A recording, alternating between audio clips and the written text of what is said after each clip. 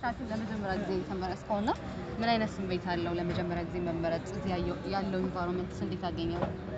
ያው በጣም ነው ደስ ያለኝ። ማንም ተጫዋች ለሀገሩ መጫወት ይፈልጋል። እኔም ከነሱ ውስጥ ነኝ። በጣም ነው ደስ ያለኝ። ከምልሽ በላይ በጣም ደስ ያለኝ።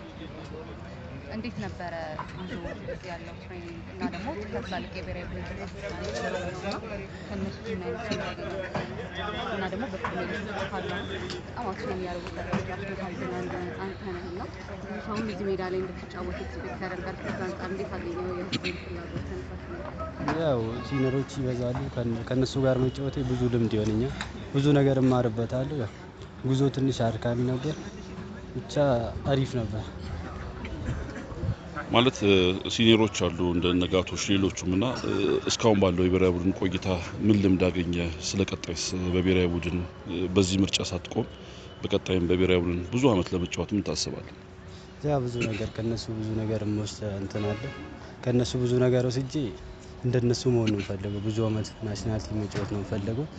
እየተማርኩኝ ነው ከነሱ ብዙ ነገር። ምናልባት በነገው ጨዋታ የመሰለፍ እድል ብታገኝ ራስን የበለጠ እንደ ሊጉ በብሔራዊ ቡድን ለማሳየት የተለየ የምታስበው የምትዘጋጀው ነገር? ያው ሁሌ የተሻለ ነገር ለማሳየት ነው የምሞክረው። በተለይ ደግሞ ለሀገር ሲሆን ከፈጣሪ ጋር እድሉ ከመጣን እናያለን። በክለብ መጫወት በብሔራዊ ቡድን መጫወት ያለው ልዩነት እንዴት ትገልጸዋለህ?